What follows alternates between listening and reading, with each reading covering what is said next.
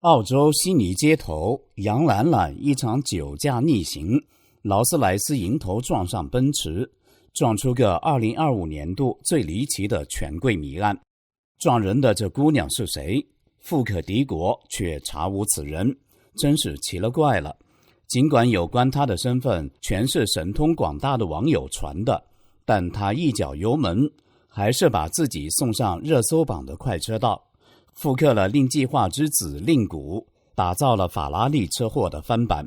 当年的法拉利搅动了中南海高层的政治布局，但掩盖了好几年才牵出惊天阴谋。如今的劳斯莱斯背后的家族财富与权力网可能比法拉利的主角还复杂，但真相剧本却深藏在政治豪车的后备箱里。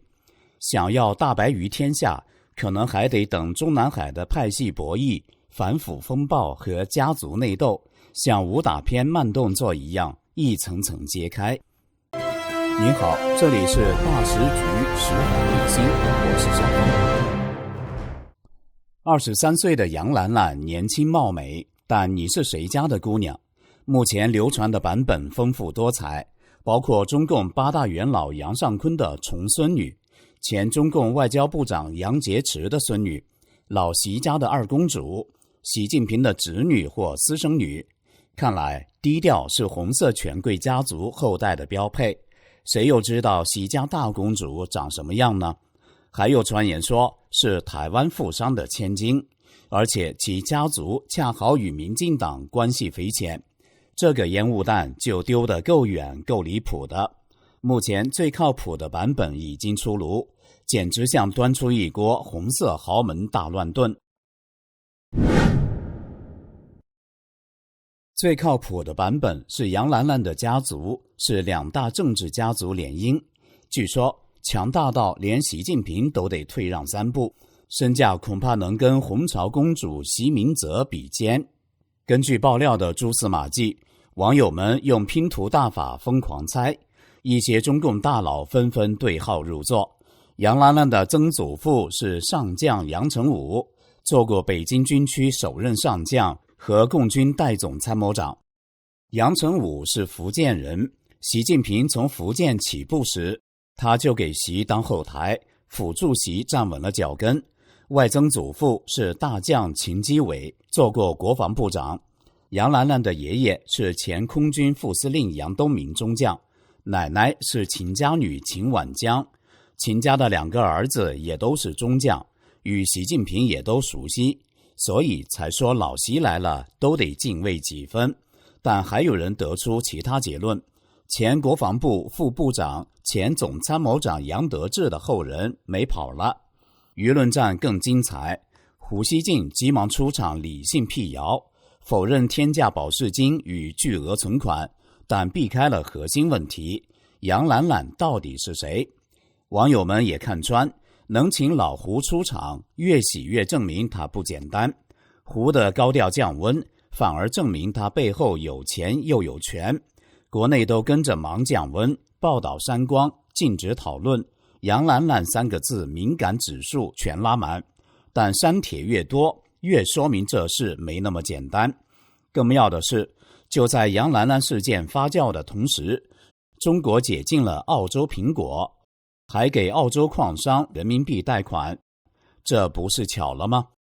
这个苹果禁令已经持续了10几年，中共和澳洲的关系这些年一直很紧张，怎么就在这个节骨眼上突然向澳洲示好了呢？这不能不让人浮想联翩，这是不是变相的国家级赎金，以掩盖真相？难道说杨兰兰的家族太猛，连国家对外政策都得顺便配合？总而言之，悉尼车祸只是一场影子，背后是一场跨国权贵大戏，简直比电影还离奇。而背后操盘的那只无形之手，比任何狗仔都神秘。观众朋友，您觉得杨兰兰会是谁家的女儿？不管她是谁家的女儿，她的人设早就打造成权贵阶层的神秘缩影。年轻貌美，开着你买不起的车，过着你想不到的生活。而这种人设天然自带点燃公愤的开关。多家媒体报道，杨兰兰身家极为惊人，除了肇事车辆，她的家中还停放一台白色劳斯莱斯幻影敞篷车。她住在悉尼顶级海景公寓，豪宅中的豪宅，家中有价值连城的收藏品。她常穿着香奈儿、迪奥等奢侈品牌。保释当天，她身上的香奈儿上衣就被网友查出价值15万元人民币，而且她出入有司机与助理随行，身边的保镖还疑似中南海的大内高手。这就奇了怪了，在这个猫狗都能开直播的网络时代，杨兰兰这位财大气粗的精英人士居然人间蒸发了，神隐到没有社交媒体账号，没有公司登记，没有房产记录，连领英都像躲他一样空空如也。这奢华的生活到底是哪位神秘股东在中南海的财务室里给杨兰兰充了包年会员？要不是有人在后台无限续费，这种神仙配置怕是连豪门剧编剧都不敢写。有澳洲网友一不小心爆了个料，杨兰兰家里专做铁矿石配额生意，说白了就是卖矿山门票。每年在西澳开个豪门分赃年会，红三代把80%的大头留着，官二代分剩下的20%，再丢给真正去挖矿的人。至于分给谁，那就看心情了。而且这个圈子跟中信金属、中信钢铁关系铁磁，还是那套老剧本，矿还没挖，钱已经数到手抽筋。至于爆料是真是假，没法核实，只是话还没说热，警察就找上门，网友被迫删文。但注意啊，警察没说他造谣，只是默默帮他按了个静音键。杨兰兰的情况并非个案，澳媒称在澳洲的豪宅地图上有一批神秘的年轻华裔富豪，他们有自己的隐形圈子，他们就坐拥几十亿澳元的房产，却低调到连自拍都没发过，朋友圈没有，公司名单查不到，但要是翻家谱，可能翻到中南海的茶杯边上去。在中国，特权阶级捞取大量资金，将之转移到国外的事情并非秘密，但如此巨额的财富是如何穿越外汇管制，悄无声息地流入澳洲的？有澳媒透露，他们买房的套路比连环套还多。先在上海喝杯茅台，签个市场研究合同，钱就名正言顺地飘到香港，再用澳洲律所的家族信托，戴上隐形手套，让真金白银变成法律上的迷雾，接着拿矿业等合同当掩护，把几千万澳元像快递一样送到南半球，最后银行出具证明点点头，绿灯一路亮到悉尼海边。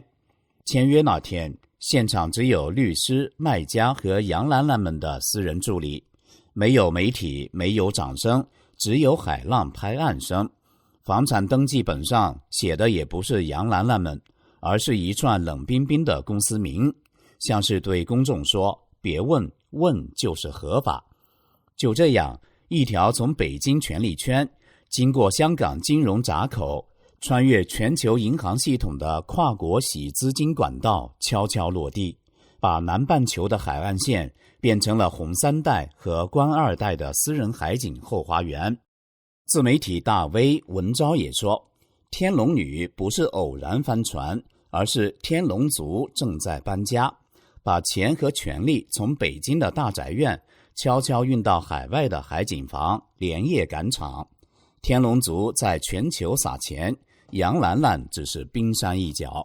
他形容中国的经济数据像一场魔术秀，中国广义货币 M2 余额一路飙到300多万亿人民币，但国内却持续经历通货紧缩。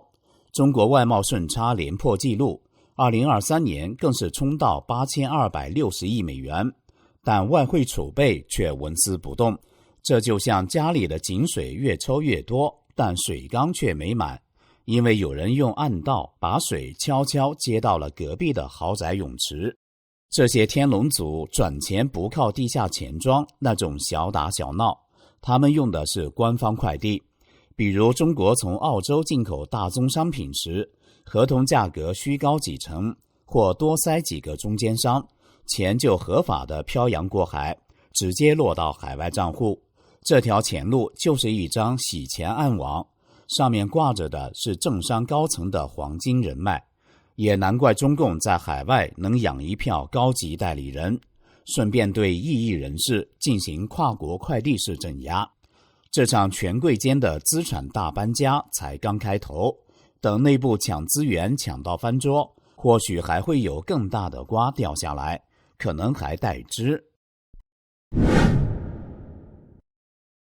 另一起搅动中南海高层的离奇车祸，是围绕原中办主任令计划公子法拉利车祸的争夺战。海外媒体当年对这场车祸的报道比好莱坞谍战片还精彩。北京这场神秘的法拉利车祸造成1人丧生，2人重伤，遇难者为令计划24岁的独子令谷，同车2名重伤的美女据称衣衫不整。当时令计划动用中央警卫局封锁现场，极力掩盖儿子丧生的真相，各路人马真真假假拉锯了4年，令计划才被判终身监禁。当时令公子车祸也是多个版本满天飞，后来媒体扒出的真相让人大跌眼镜。原来这不只是官二代的狂飙故事，而是中南海版《速度与激情》权力与色欲篇。令谷不是因为自己的荒淫而亡，而是因为老爹与周永康结盟，他是为了周的荒淫而亡。著名时评人高鑫讲述的剧情大纲是这样的：周永康和令计划本来就想结盟干大事，牵线人是时任中共河北书记周本顺，会面地点则是贪二代教主赵晋的高官专用会所。这地方可不只是提供美酒佳肴，还有隐藏摄像机和特殊服务，专为拉官员下水监留把柄。薄熙来被拍下台那天，令计划觉得该和老周对个口径了。3天后，周永康嫌会所姑娘不够新鲜，于是令计划的内弟谷元旭突发奇想，找姿色过人的少数民族美女来提提神。为保密，他干脆让外省令谷和赵晋各开自家法拉利亲自去接人，结果夜色未深，就在宝福寺桥上直接撞出了中南海最烫手的政治故事。令谷当场没了，2名女子重伤。令计划接到电话时，正准备去会所与周永康对话，转身就奔赴事故现场。之后2人立刻启动灭音工程，中央警卫局封锁消息，北京公安全力删痕，还成立了周本顺加谷元旭的双人小组，专门消除传闻。对女孩家的封口费定在3000万到4000万元人民币之间，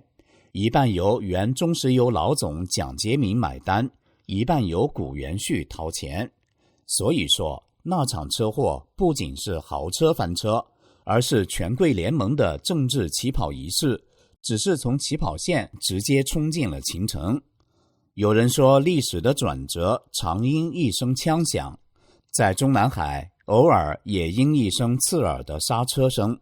车一停，位子就要换人坐。一辆在澳洲海边翻，一辆在北京夜里撞，2道车灯化开的不只是黑夜，还有中南海暗潮涌动的黑幕。这里是大时局识海秘辛，感谢您的陪伴与思考，请订阅、分享并打开小铃铛，一起在动荡中坚守真相，在黑暗中点燃希望。